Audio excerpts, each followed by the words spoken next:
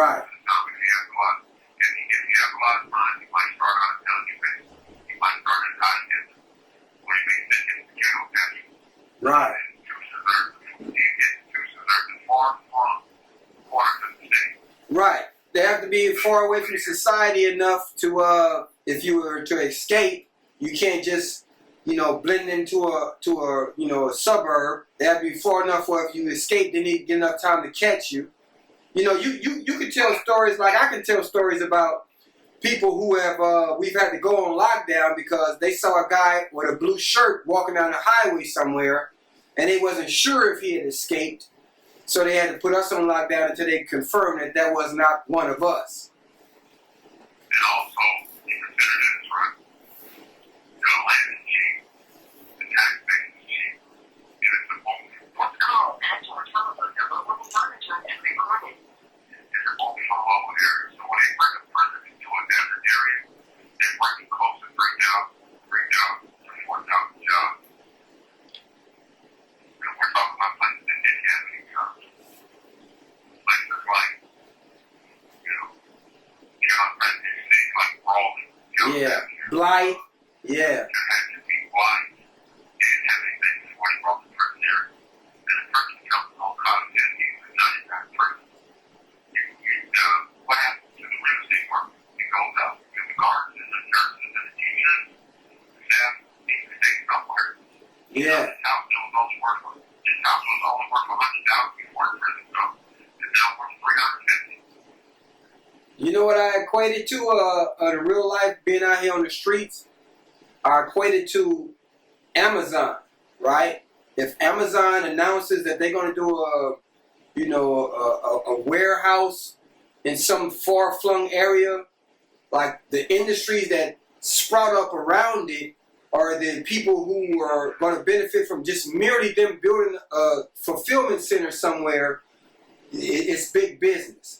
And the prison industrial complex is similar to that in that if they announce a contract to build a prison, then okay, the restaurants will start to pop up around there, or the motels, so that the COs ain't got to go all the way home. They'll start to be built around there. So it's a lot of little side money amongst all those billions that's involved. And then when they take a person out, they kill the community. But they just close down tracing DVI, which is a trace. A lot of people that live in the trace were supported by prison school. So the economic base affects society on that level. Let's talk about Tyrone, Paco, or Michael, who's shipped out from South Central Los Angeles or East San Diego or East Oakland all the way up to High Desert State Prison. Right. Which is way all the way close to the Nevada border. So generally speaking, his family ties may have been tenuous or may have been strained before. Now his mother or his only supporter has to travel the entire state to go see him for a couple hours. And it's not always easy. Bus rides are not comfortable. They're expensive. And then, maybe there might be a little shame in going to see your son. You may feel like you're there. And when you get there, the officers are not always polite. And they're assuming that everyone's up to no good. So you constantly got to get into the institution now. To be fair, people do bring contribution in the institution. But not everybody's necessarily doing that. Not everybody's grandmother. Not everybody's grandmother is bringing tobacco or drugs or into the institution. But the officers are afraid to be suspicious. And so they treat your grandmother like she's a drug dealer. Right. She puts a strong face on, but she don't want you to go get crazy in there. You Right. go in there and talk, and you have to talk to her. So long as somebody she bring you. She bring you to. So what type of things do you go to get? Sometimes it's good, sometimes it's bad. For now, all in the situation that they're enjoying the food, which is very overpriced. They $10 for a cheeseburger, $2 for a Coca-Cola. And what are they going to do? So you're going to spend like $60 to eat while the officers are continually telling you, don't touch it, don't touch it. Feel like everyone's going to have phony legs set. Right? And to be truthful, some people do, but I don't know percentage, we might would say maybe 10% out of 100 would even attempt such things. So now you do it to a person that's stressed out, he feels so relieved by the visit. The person is relieved because he sees his family. He's jazzed. So what he doesn't know is it took everything for his mother to come there. Yeah. She had to borrow money from some people to get there. Some people in the family don't even want to have anything to do with little Johnny, little Paco, little Tyrone. But she still loves the son, she comes to see him. And she has a horrible thought, she never tells him. But what happened to mom? What happened to mom? We don't care. Alright, so now, Johnny, Paco, and Tyrone is not evolving yet. So his behavior is not changing, so he doesn't earn just a very good transfer. It might be 5 to 10 years before he prepares a good transfer, before he wakes up. So, and then when he transfers, he sends to the other side of the state. And I'm not saying crime doesn't deserve punishment, but what I'm saying is, being tough on crime has never been productive. Being smart on crime has always been productive. Right. You understand what I'm saying, Lenny? I do. And I was going to say, I want to thank you for pointing this out, right? Because this is the essence of what this podcast is about, right? It's about talking about the prison experience, not from a glorification of the violent element, you know what I'm saying, but from a real life experience and or elements of this experience that people don't want to talk about. Like you said with the grandma, right? She had to drive 3 hours in hot ass desert, no scenery to get there. Then she had to stand in a line for 2 more hours and get processed through and then be disrespected by people. You know, like you said, for safety and security reasons, they want to make sure she ain't bringing nothing up in there, even though she's not. They don't know that. So she's being disrespected, and then she got to put on a brave face when she sits in the visitor room. And nobody's talking about that on podcasts because that's not the popular part. That's not the big homie on the yard with the shank in his pocket kind of, podcast topics when it comes to prison. Nobody's talking about the stress and the, how your family is doing time on the streets while you're doing time in prison, and how they become institutionalized in a lot of ways, just dealing with the institution. And that's what I'm trying to bring out in this podcast. So I thank you for bringing this stuff up. I call it the double sentence. The double sentence, they give you a life sentence and they gave one to your brother as well. Right. And so, the interesting part about this is it's a perpetual punishment.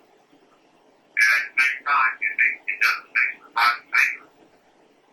If I had a drinking problem, right? In my drinking problem, my impulse control problem, I commit a DUI, and he doesn't judge the money my DUI. What's called has your telephone number will be monitored and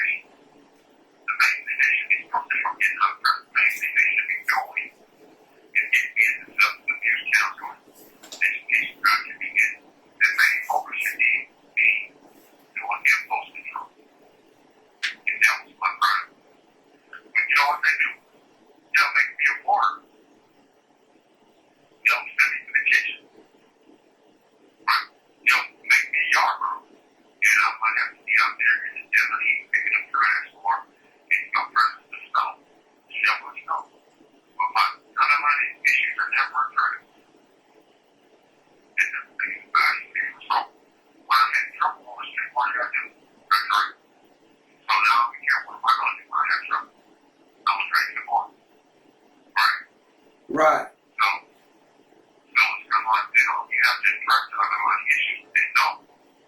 All they want to do is they just want to get their days out of you. Right? And they want to get their days out of you. Instead of that hotel sitting where they lie over and you have to go. Right. Yeah. You know, and I ain't gonna front, you know what I'm saying? I did 24 years innocent man in prison, but I studied a lot of business books. So when I look at prison from a business standpoint, like I get it. Like, you know, besides the unfairness of the laws and the mass incarceration, all those things are true, right? But just merely business, I'm gonna need you to come back. Like if I own a restaurant, I need my customers to return.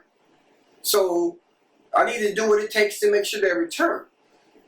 If you look at prison, if you look at prison in regards to a business, I need you to return. I need to do whatever it takes to make you as unstable as possible to return and fill this bed, so I can get this another $50,000 per head a year. You see what I'm saying? So I need the fools. I need the fools. I need the knuckleheads. I need that sort of system to continue, so that recidivism makes my pocket fatter. Like on a business level, I see why they would allow these sorts of things, and not in support the rehabilitation as much. Because if I make a product and you get it and it never breaks, you're not coming back to me for business. So I need that product to break in order to give you a refill or to give you a repair. And like, I get it. We're dealing with people's lives and it's not fair. But, you know, this is prison industrial complex. Somebody got to fill those beds.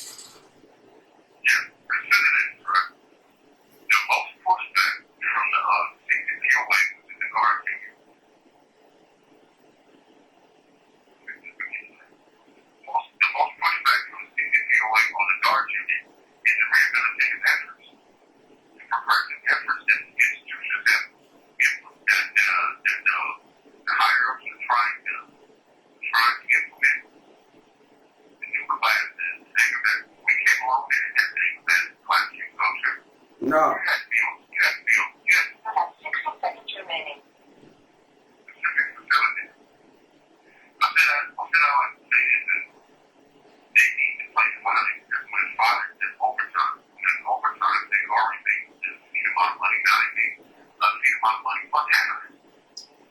Yeah.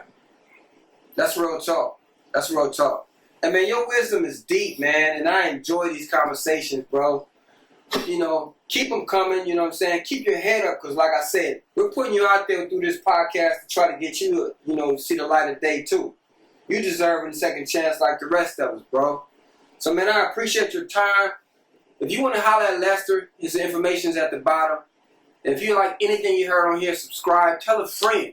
Yo, I'm just telling my truth. No extras. Until next time.